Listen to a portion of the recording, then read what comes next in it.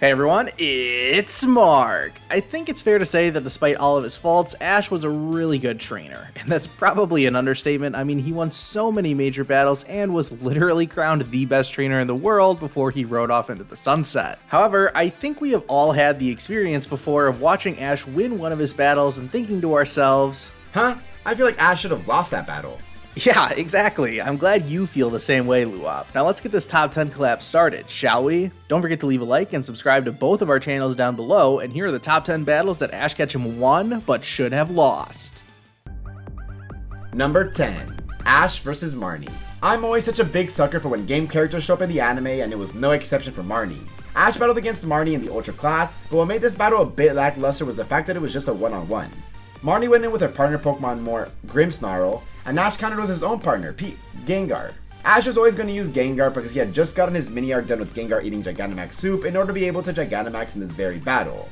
It was a fun battle involving two Gigantamax forms, and it was pretty even all throughout with both Pokemon having super effective moves against the other. But why was this battle only one-on-one? It was the only battle that Ash had in the Ultra class that was 1 vs 1. And also, Ash should have lost this one given the fact that it was just his first time using Gigantamax Gengar in battle, and it went up against Marnie in her home turf with a mechanic that she's much more accustomed to. It would have made for a much better learning experience for Ash if he in fact lost this battle and used it to train his Gengar more for situations like these. Ash not losing much during the World Coronation series really drained the potential for Ash to have better learning moments and training focused episodes. Hell, training focused episodes would have made for much better episodes than most of the filler we got. Hey look, a shiny Voltorb. That looks just like a great ball. Whoa, we are not going to accept slander about the Blue Pokemania episode on this channel. Number 9, Ash vs. Iris in the Great class. Well, from one Journeys battle to another, let's talk about Ash's victory over Iris. I share a lot of the same opinions that Luop had in his breakdown of Ash vs. Marnie, and I think they're applicable to this battle as well. Personally, I wish Ash had lost against Iris here because it opened up more narrative possibilities. Plus, it literally made no sense how Iris was somehow able to qualify for the Masters 8 before Ash did, so her winning this battle in the Great class would rectify that. Let's touch on the specifics of the battle itself. It was in this episode that we learned about Iris becoming the new champion of Unova, and in the most Ash move possible, he decides to take her on with his own Dragon-type Pokemon. We had already established at this point that Ash's Dragonite is a beast thanks to its victory over Karina's Mega Lucario, but this was literally the first time Ash ever used his Dracovish in a legit match, so seeing it quickly knock out a champion's Pokemon just felt weird. When it finally came down to a showdown between Ash's Dragonite facing off against Iris' partner, her old buddy Axew, all grown up into a powerful Haxorus, I still can't believe Ash ended up winning. Iris seemingly helped him win too, because of that one scene where Iris used her special dragon powers to communicate with Ash's Dragonite. So yeah, I think there are a lot of reasons why Ash should have lost here. I think we're done talking about Journeys for this video though. Despite Ash's road to the Masters 8 being a little questionable, I think we can all agree that he deserved to win each of his matches there and become the world champ. Number 8. Ash vs. Leon. What? How did this battle make the list? Alright, I guess I'll be quiet and let you explain. Okay, I know this is a hot take, but hear me out. Ash shouldn't have become the world champion. There, I said it. There was absolutely no reason for him to become the world's strongest trainer when, if you really think about it, that was never his story. In his own words, to become a Pokemon master is to make friends with all the Pokemon in the world, or at least something to that extent. Him becoming the world monarch doesn't push that narrative at all. And yes, they definitely went into this battle with the intention of writing Ash out of the story, so they wanted to end him off on a high note, but it would have been much better to have him lose against Leon narratively as well. This leads for much easier opportunities for his return in the future if they ever wanted to do that, or leave his character on an open-ended next adventure to continue training with his Pokemon in order to get stronger. I would have been slightly okay if he used a mixture of his new Pokemon and reserves to defeat Leon, but we didn't get that. They not only had to have Leon arbitrarily allow Ash to use all 3 mechanics to his one, but also on top of that give him another G-Max opportunity. Leon is also well versed in G-Max against Pikachu who has never really G-Maxed before seriously, at least if Cake wasn't involved. And on top of that, at the start of the battle, Leon uses his Cinderace to use Scorching Sands to become ground type, making it untouchable against Ash's Pikachu. He even verbally acknowledges it, and then doesn't do it later when they square off again. But even then, Leon's ace Pokemon Charizard, who he's had since he was a kid for many years, is just unable to get a single knockout in this battle at all. And then there's the whole Pikachu getting knocked down and revived with the power of friendship. I just find it so hard to believe. Ash had so much plot armor in this battle, he really should have lost. Okay, fair enough. I still think it's a pretty hot take that Ash should have lost against Leon, but whatever. That would be like someone saying they hate, I don't know, what's a gym battle that everyone likes? Ash versus Karina? Yeah, that would be like saying you hate Ash versus Karina. Number 7, Ash versus Karina. I hate Ash versus Karina. There, I said it. I feel like for the most part, people only remember the epic showdown between Pikachu and Mega Lucario that ended this gym battle. And yeah, that part was awesome. I really liked seeing Pikachu overcome such a strong Pokemon, but that's not why I have Ash vs. Karina on this list. Let's take a step back. Ash knew Karina was a strong trainer and that her Mega Lucario was no joke, so our hero spent a lot of time thinking about how he was going to defeat them in their inevitable match. Cut to the summer camp arc where Ash meets Tierno and sees his rhythmic battling style. For whatever reason, Ash saw this and thought, I know, the best way for me to beat Karina is to have my Pokemon dance. And, well, that went about as poorly as you would expect. This is why I think Ash should have lost this match. His strategy was awful and his Pokemon suffered for it. You still battle?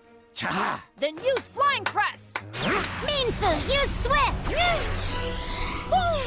Not a fighting type move! Use Rhythm! Hawlucha, no! Like, come on, this is just awful battling from Ash. Eventually he turns things around and starts being a competent trainer again, but the first half of this battle was so bad that it completely takes me out of it every time I watch it, and I feel like Ash didn't deserve to win. Number 6, Ash vs. Tate and Liza. In one of the most unique gym battles in the Pokemon anime, Ash faced off against Mazdeep's lovable twins, Tate and Liza. What makes it unique is the fact that it's a double battle, where double battles are usually held for things like league battles or just miscellaneous ones. For this double battle, Ash knows that both Pokemon like to float, so he decides to bring in Swellow alongside Pikachu, despite it being weak to both. Poor Corphish, I guess. The battle begins with Ash just sending his Pokemon attack very uncoordinatedly to Solrock and Lunatone, and it isn't working as they're just quick to dodge Ash's attacks, and the planet obstacles are taking its toll on Pikachu and Swellow. Team Rocket then decides that they want to snag both of the Space Rocks, so after an incident with them, the battle resumes outside. But Ash continues to struggle in this double battle still. And then in literal plot armor, no, seriously, Ash develops Thunder Armor here after Pikachu uses Thunder and it strikes Swellow. This somehow gives both Pikachu and Swellow a huge power boost, allowing him to knock out both of the gym leader's Pokemon. How? Why? Who knows, but Ash should have definitely lost this one and came back with a more sound double battle strategy. Thunder Armor was really cool if they actually decided to expand on this for future double battles, but no, it was a one and done thing. Number 5, Ash vs. How. They're a Alola League match.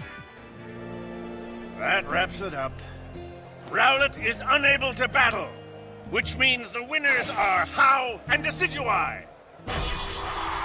Have you ever heard the saying, the referee's decision is final? Well, that definitely wasn't the case here, because Ash was literally announced as the loser of this match, but still somehow ended up winning. And we've had plenty of moments in the anime before where a judge is about to end the battle only to be cut off by a Pokemon making their epic comeback, but this moment was different. For like a solid 2 minutes, Ash's Rowlet was down and out on the ground, and How was celebrated as the winner. Ironically, it was his own grandfather, Kahuna Hala, that finally spoke up and pointed out that Rowlet never lost, it was actually just asleep.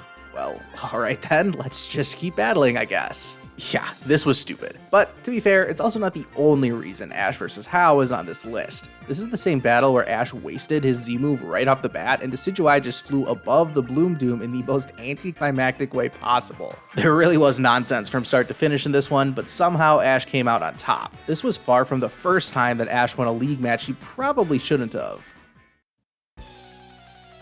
Number 4, Ash vs. Mandy.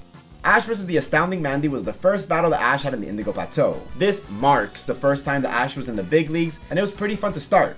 Except it wasn't. Ash sent out his Krabby, which he had never used before in battle, and it proceeded to sweep through Mandy's team. While I actually don't mind this battle from a battle perspective, from a narrative perspective, it's rather weak. We have our main protagonist entering his end of season climactic tournament just for it to be made a mockery of in his very first battle. If Ash's personality was that he was such an elite trainer, then that'd be fine. But it was shown consistently throughout the Kanto journey that he was basically just an amateur. It would have been peak writing if Ash actually lost his first battle of this league to show him that for his next tournament he needs to not only take it more seriously, but also train up other Pokemon besides his main roster. Perhaps it could lead to him having more rotating casts in the upcoming seasons. While it would have been a letdown seeing him lose in the very first battle, I think that it makes much more sense narratively, and in the grand scheme of things it would serve to see how much progress he's made in the future. Number 3, Ash vs. Morrison. I'm starting to realize that the Pokemon anime really likes their contrived storylines when it comes to Ash's league battles. This time around, we're headed to the Hoenn League for Ash's much anticipated matchup against one of his rivals, Morrison. This guy was always presented as a strong trainer with a weird personality, so when it was time for these two to face off in the round of 16, the stage was set for a competitive battle. But then, It wasn't. Morrison didn't like the idea of battling against one of his friends and was too scared or nervous to go all out against Ash. After starting the match so rattled that he used Light Screen to try and block one of Corefish's physical attacks, Morrison nearly forfeits after Ash takes the 1-0 lead. Ash convinces him to keep battling, but then Morrison just lets his Growlithe get easily defeated too, putting Ash up 6 Pokemon to 4. Finally, it was at this point when Ash lights a fire in Morrison and gets him to start battling like he means it, and then things got interesting. Considering this match ended up becoming a nail-biter at the end with Glalie somehow defeating Morrison's ace Matang, this just feels like a battle that Ash should have lost. If Morrison hadn't thrown his first 2 Pokemon away, I think this very well could have been an early exit for Ash in the Hoenn League. Number 2, Ash vs. Roxanne. Ash's first gym battle region usually gives him a bit of trouble. We don't count Falconer because he had access to Charizard, so come on. Brock beat him basically twice, he lost to Rourke, he lost to Cress, which we did mention in our top 10 battles that Ash lost but should have won over on my channel, and he lost to Viola. But for Roxanne, this was the only time he was able to coast his first badge of a region. Now, he did go in with Trico for the type advantage because our boy does learn from his mistakes, right? Nope. He went in with a Trico that didn't know any grass type moves. I feel like the first gym leader in a region being a tough opponent to show how strong competition a new region is pretty consistent. But this time they just kind of let Ash win because Pikachu learned Iron Tail before the battle. The ending of this battle was Pikachu being extremely exhausted because he did defeat Geodude earlier. Who he knocked out with Thunder, by the way, because that makes sense. And had a tough fight with Nosepass. But then he just gets recharged with Nosepass's Zap Cannon attack, which gives him the energy he needs to win the battle. Man, Ash should have really lost this one for real, and I can already see Max being Max and taunting Ash about it afterwards.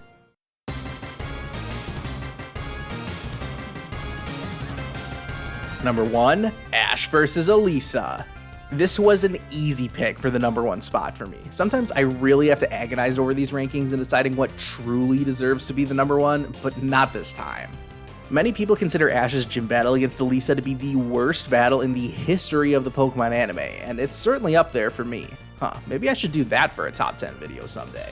Anyways, the reason why this battle is so disliked is because Ash battles like an absolute idiot the entire time. From his pre-match strategy of bringing Palpitoad and only Palpitoad to the battle, to him literally forgetting Snivy's gender and trying to use a tract on Elisa's Emolga, this was just plain stupid from Ash. His tactics were terrible, he probably should have gotten DQ'd twice, and Pikachu is ready to fight him. That's how bad Ash was battling. And he still won! Oh my gosh, what a masterclass in writing here from the Pokemon anime creators. Not to pile onto this debacle, but it was also really dumb that they spent the previous episode building up Elisa's Zebstrika as this unstoppable force that swept Bianca 3-0, only for it to lose pretty easily to Palpitoad of all Pokemon, the mighty Palpitoad of legend. So yeah, an easy choice for me is the number 1 battle that Ash won, but he should have lost. Do you agree? Have any other battles that should have made the list? We originally came up with like 15 matches, but had to narrow it down to 10. I should mention that Luop and I also posted a video on his channel where we talked about the exact opposite concept, 10 battles that Ash lost but should have won. So if you haven't watched that video already, go ahead and click on the link on screen right now or down in the description. Thank you all so much for watching, and I'll see you guys next time.